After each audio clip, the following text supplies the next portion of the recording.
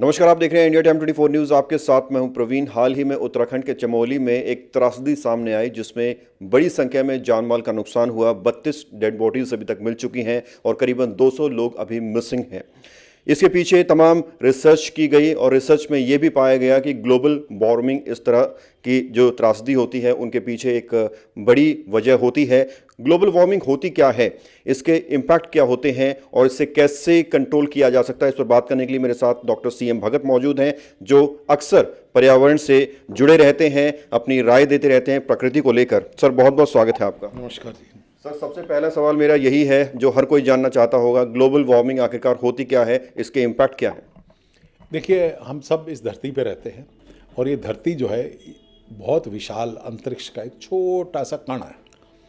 अब इस धरती में ज़मीन है और हवा है। हवा कई किलोमीटर तक ऊपर है, उसमें कई लेयर्स होती हैं। ठीक है, होता क्या है कि हमारी अपनी कोई ऊर्जा पैदा नहीं होती धरती से।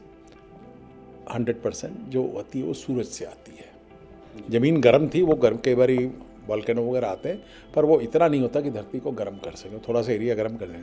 तो ये सारी ऊर्जा आती है सूरज से और वापस भी जाती है। कुछ सरफेस से ही चली जाती है, कुछ रात को धरती से जाती है। तो ये एक बैलेंस बना हुआ है जो सदियों से बना हुआ है और ये चल रहा था। टेम्परेचर, बाकी तो आपने आइस एज भी सुनी हुई है और ये सब है, तो ये सब चेंजेस आते रहते हैं। अब हो क्या गया कि आदमी ने फॉसिल फ्यूल यूज़ करना शुरू किया। कोयला और तेल दोनों ही फॉसिल से, यानी पहले जो धरती के अंदर भंडारण था जिसका, उसको निकाल कर उसको यूज़ करें। और क्योंकि आदमी की आबादी बढ़ती जा रही है, इंडस्ट्री बढ़ती जा रही है, यूजेज बढ़ते जा रहे हैं। आपको मालूम है तेल की कंजम्पशन रोज़ इतनी बढ़ गई है, कोयले की कंजम्पशन बढ़ गई है, बिजली की बढ़ गई है। अभी आज अखबार में ही था कि हिंदुस्तान 2030 तक विश्व में चौथे नंबर पे आ जाएगा एनर्जी कंजम्पशन में, बिजली के कंजम्पशन में। तो ये सब कारण है ग्लोबल वार्मिंग के, क्योंकि एनर्जी कहीं से तो लेते हैं। अब ग्लोबल वार्मिंग क्या होती है कि जब ये बैलेंस बिगड़ जाता है, जो आने की स्पीड और जाने की स्पीड दोनों में जो एक बैलेंस मेंटेन है, वो एक डिफरेंस बढ़ जाता है। कि यहाँ पे जो आ रहा था वो तो आ रहा है, और जो हम लोग भी एक लगातार हीटिंग कर रहे होते हैं, क्योंकि जब हमने हज़ारों लाखों लीटर तेल हम पर घंटा जलाते हैं, आप सोच सकते हो कि कितना हीट पैदा हो रहा है। ठीक है ना। और इंडस्ट्री लगातार अपना कोयला बर्न कर रही है, वहाँ पे मशीनों से जनरेट कर रही है, तो ये अर्थ का टेम्परेचर बढ़ता जा रहा है। अब टेम्परेचर ये नहीं है कि रातों रात बहुत बढ़ जाता है। एवरेज टेम्परेचर हम लेते हैं कि धरती का साल भर में एवरेज टेम्परेचर क्या रहा, तो पिछले लगभग 125 साल में 1 डिग्री टेम्परेचर बढ़ा है। 125 साल में 1 डिग्री बढ़ा है। अब इसमें से जो 70% बढ़ा है वो 1975 के बाद बढ़ा, यानी स्पीड जो है हमारी गर्म करने की धरती को बढ़ गई है। और हिंदुस्तान में भी स्पीड अच्छी खासी है, क्योंकि हिंदुस्तान की आबादी, आपने सुना होगा प्रधानमंत्री जब पहली बार आए थे तो 120 करोड़ आबादी की बात करते थे। आजकल बात करते तो 140 करोड़ भाई बहनों की बात करते हैं। तो ये जो आबादी है ये चिंता का विषय है, और आबादी है तो वो एनर्जी कंजम्पशन भी करेगी, तो इससे आपको भी कंट्रोल करना पड़ेगा। वो बहुत सारे फैक्टर्स हैं। अब ये ग्लोबल वार्मिंग होती क्या है? ग्लोबल वार्मिंग हम सब लोगों ने रियलाइज़ तब किया था कि ओजोन लेयर में एक ब्रेक आ गया था। आज से याद है करीब 25-30 साल पहले, 75-80 के आसपास।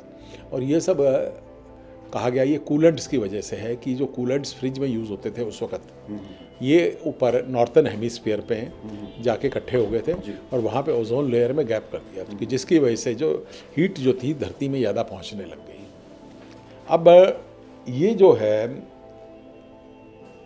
क्या चीज़ है, इसके अलावा ये तो हमने कंट्रोल कर लिया, और फॉर्चुनेटली कूलेंट वाला प्रॉब्लम हमने सॉर्ट आउट कर लिया और एक ऐसे कूलेंट्स ले आए जिनसे ग्लोबल वार्मिंग नहीं आती। लेकिन उसके अलावा धरती में और भी बहुत सारी चीज़ें हैं जिसकी वजह से ग्लोबल वार्मिंग होती है जी। एक उसमें से कार्बन डाइऑक्साइड है, एक नाइट्रस ऑक्साइड है, मीथेन है। ठीक है ना।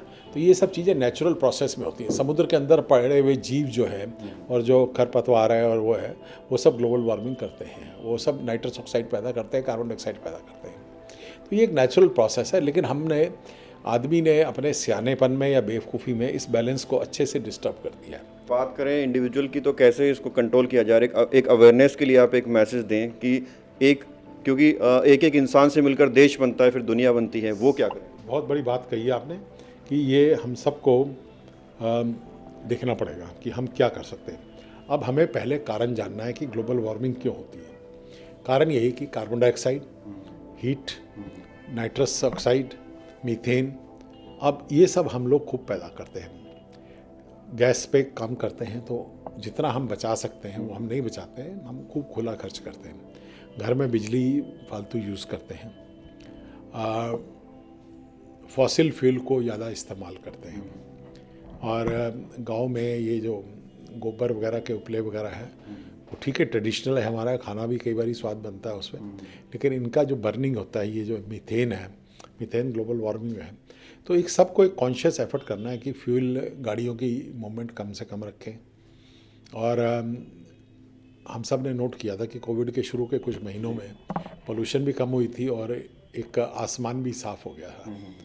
सब ने पॉइंट आउट किया था कि इतना साफ आसमान तो हमने पिछले कई डिकेड्स में नहीं देखा है। लॉकडाउन में दिखा था। हाँ, ये लॉकडाउन में दिखा था।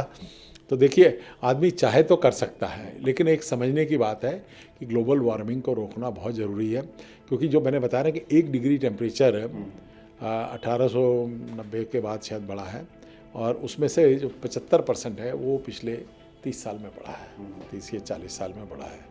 तो हमारी स्पीड बढ़ गई है, और ये स्पीड बढ़ना ही चिंता का विषय है। अदरवाइज़ तो लाइफ जो है अपने आप को बैलेंस कर रही थी अर्थ की, लेकिन सडनली अब कहीं पे एक फोर्स कोई नई पैदा हो जाती है तो वो स्पीड बढ़ गई है। तो मैं तो कई बार कहा ही है कि हम सब पर्यावरण की चिंता करनी चाहिए।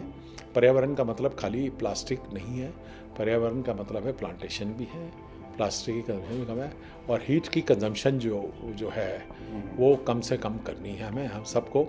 और जितना एनर्जी कंजम्पशन कम से कम करेंगे, और ये जो गैसेस हैं इनका प्रोडक्शन भी कम से कम करें। इनमें एक नाइट्रस ऑक्साइड है जो मेन है, जो ग्लोबल वार्मिंग में काफ़ी बढ़ाती है, तो उसको भी कम यूज़ होना चाहिए। एनेस्थीसिया में यूज़ होती है और कई इंडस्ट्रीज़ में यूज़ होती है, खाली एनेस्थीसिया में नहीं, इंडस्ट्रीज़ में बहुत में मैन्युफैक्चरिंग प्रोसेस में यूज़ होती है।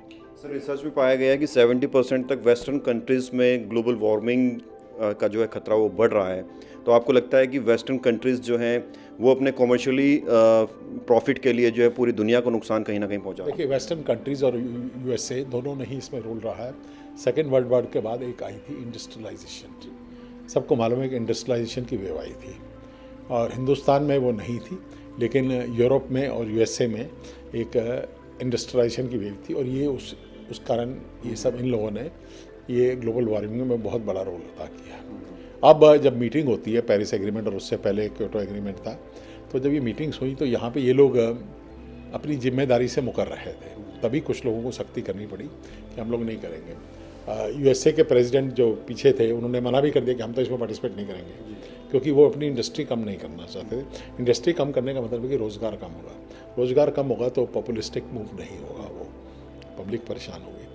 लेकिन हम अल्टरनेटिव सोर्स बना सकते हैं, ऐसी कोई बात नहीं है। हिंदुस्तान के लोगों को चाहिए कि हथकरघा, हैंडीक्राफ्ट, जो भी हमारे पुराने जो लूम्स थे उसमें तो एनर्जी कंजम्पशन ज़्यादा नहीं थी।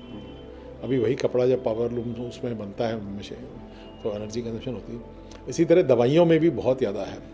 मैं एज ए डॉक्टर मैं जानता हूँ कि हेल्थ केयर लगभग 6% कॉन्ट्रीब्यूट करता है ग्लोबल वार्मिंग में। हेल्थ केयर ये नहीं कि हॉस्पिटल, हेल्थ केयर का मतलब है कि जो फैक्ट्रीज़ भी जो है दवाइयाँ भी पैदा कर रही हैं, और हिंदुस्तान आपको मालूम है कि पूरी दुनिया में दवाइयाँ सप्लाई करता है, तो ग्लोबल वार्मिंग में वो भी हिस्सेदार तो है।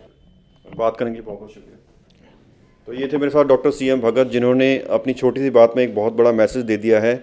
इंडिविजुअली भी आपको ध्यान रखना है, प्रकृति को साफ़ सुथरा रखना है, पर्यावरण पर ध्यान देना है, और आपसे समाज बनता है, समाज से देश और देश से दुनिया। आप खुद इसको करेंगे तभी इसको कंट्रोल कर पाएंगे। कैमरा जर्नलिस्ट न्यूज़ के साथ प्रवीण, इंडिया टाइम 24 न्यूज़। खबरों से खबरदार रहने के लिए चैनल को सब्सक्राइब करें और प्रेस करें बेल आइकन।